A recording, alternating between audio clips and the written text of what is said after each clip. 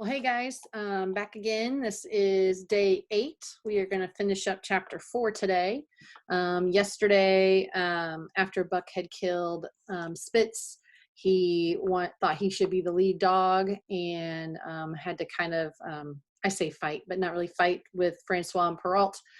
They finally relented, let him be the lead dog, and apparently that was the best decision they could have ever made because they made record time back to the town that they had to get to. So we're going to pick up where we left off, and apparently Buck is never going to see Francois or Perrault again. We're going to find out what happens. A Scotch half-breed took charge of him and his mates, and in company with a dozen other dog teams, he started back over the weary trail to Dawson. It was no light running now, nor record time, but heavy toil each day, with a heavy load behind, for this was the main trail, carrying word from the world to the men who sought gold under the shadow of the pole. Buck did not like it, but he bore up well to the work, taking pride in it after the manner of Dave and Solex, and seeing that his mates, whether they prided in it or not, did their fair share. It was a monotonous life, operating with machine-like regularity. One day was very like another. One day was very like another. At a certain time each morning, the cooks turned out fires and Fires were built and breakfast was eaten. Then, while some broke camp, others harnessed the dogs, and they were underway an hour or so before the darkness fell, which gave warning of dawn. At night, camp was made. Some pitched the flies, others cut firewood and pine boughs for the beds, and still others carried water or ice for the cooks. Also the dogs were fed. To them, this was the one feature of the day, though it was good to loaf around after the fish was eaten, for an hour or so with the other dogs, of which there were 50 and odd. There were fierce fighters among them, but 3 battles with the fiercest brought Buck to mastery, so that when he bristled and showed his teeth, they got out of the way. Best of all, perhaps, he loved to lie near the fire, hind legs crouched under him, forelegs stretched out in front, head raised, and eyes blinking dreamily at the flames. Sometimes he thought of Judge Miller's big house in the sun-kissed Santa Clara Valley, and of the cement swimming tank, and Isbel, and the Mexican hairless, and Toots, and the Japanese pug. But oftener, he remembered the man in the red sweater, the death of Curly, the great fight with Spitz, and the good things he had eaten or would like to eat. He was not homesick. The Sunland was very dim and distant, and such memories had no power over him.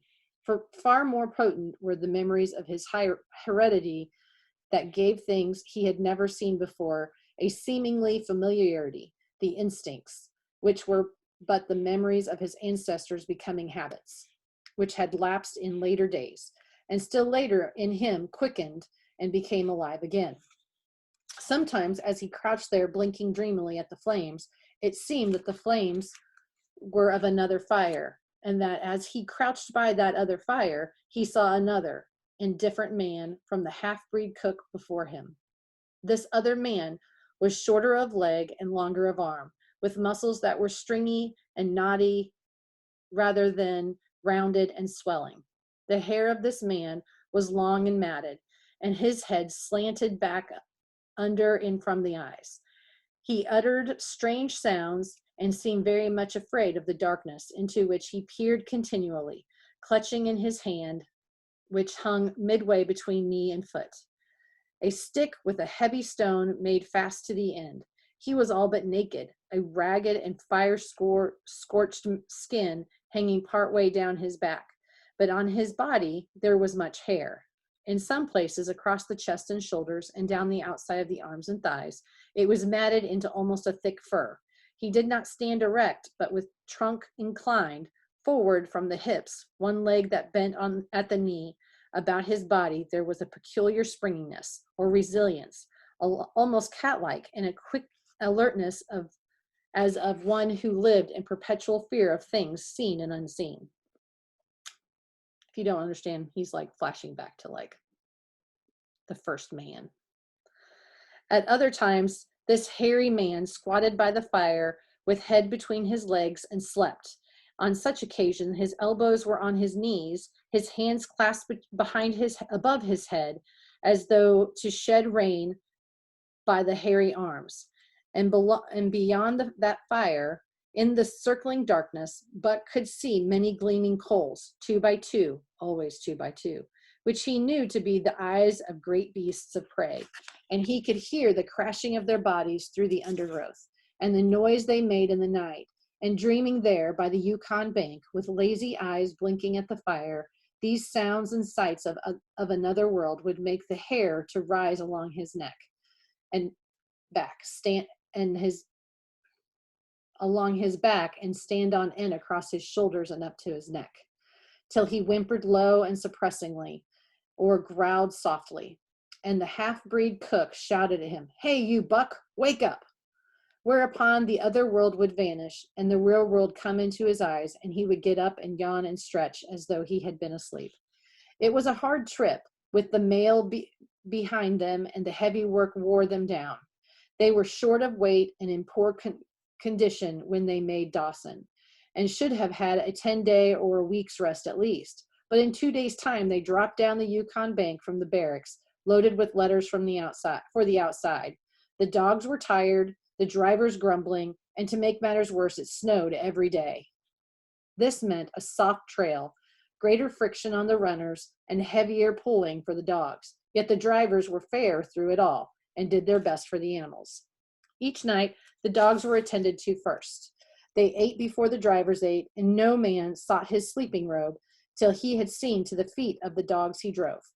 Still, their strength went down. Since the beginning of the winter, they had traveled 1,800 miles, dragging sleds the whole weary distance. And 1,800 miles will tell upon the life of the toughest. Buck stood it, keeping his mates up to their work and maintaining discipline, though he too was very tired. Billy cried and whimpered regularly in his sleep each night. Joe was sourer than ever, and Sol-leks was unapproachable, blind side or other side. But it was Dave who suffered most of all. Something had gone wrong with him. He became more morose and irritable, and when camp was pitched, at once made his nest, where his driver fed him. Once out of the harness and down, he did not get to his feet again till harnessed up till the morning. Sometimes in the traces, when jerked by a sudden stoppage of the sled, or by straining to start it, he would cry out in pain. The driver examined him, but could find nothing. All the drivers became interested in this case. They talked it over at mealtime and over their last pipes before going to bed. And one night they held a consultation. He was brought from his nest to the fire and was pressed and prodded till he cried out many times. Something was wrong inside, but they could locate no broken bones, could not make it out. By the time Cassiar Bar was reached, he was so weak that he was failing repeatedly in the traces. The Scotch half-breed called a halt and took him out of the team, making the next dog, Sol-leks, fast to the sled. His intention was to rest Dave, letting him run free behind the sled. Sick as he was, Dave resented being taken out, grunting and growling while the traces were unfastened, and whimpering broken-heartedly when he saw Sol-leks in the position he had held and served so long. For the pride of trace and trail was his, and sick until death, he could not bear that another dog would do his work. When the sled started, he floundered in the soft snow alongside the beaten trail, attacking Sol-leks with his teeth, rushing against him and trying to thrush him off into the soft snow on the other side, striving to leap inside his traces and get between him and the sled, and all the while whining and yelping and crying with grief and pain. The half-breed tried to drive him away with the whip, but he paid no heed to the stinging lash, and the man had not the heart to strike harder. Dave refused to run quietly on the trail behind the sled, where the going was easy, but continued to flounder alongside in the soft snow, where the going was most difficult, till exhausted. Then he fell and lay where he fell, howling lugubriously as the long trail of sled churned by. With the last remnants of his strength, he managed to stagger along behind till the train made another stop. When he floundered past the sled to his own, where he stood alongside Solex, his driver lingered a moment to get a light for his pipe from the man behind. Then he returned and started his dogs. They swung out on the trail with remarkable lack of exertion, turning their heads uneasily and stopping in surprise. The driver was surprised too. The sled had not moved. He called his comrades to witness the sight. Dave had bitten through both of Solex's traces and was standing directly in front of the sled in his proper place. He pleaded with his eyes to remain there. The driver was perplexed. His comrades talked of how a dog could break its heart through being denied the work that killed it, and recalled instances they had known where dogs, too old for the toil or injured, had died because they were cut out of the traces. Also, they held in it a mercy, since Dave was to die anyway, that he should die in the traces, heart easy and content. So he was harnessed in again, and proudly he pulled as of old, though more than once he cried out involuntarily from the bite of his inward hurt. Several times he fell down and was dragged in the traces, and once the sled ran upon him so that he limped thereafter in one of his hind legs. But he held out till camp was reached. When his driver made a place for him by the fire, morning found him too weak to travel. At harness up time, he tried to crawl to his driver, but convulsive efforts, he got to his feet, staggered, and fell. Then he wormed his way forward slowly toward where the harnesses were being put on his mates.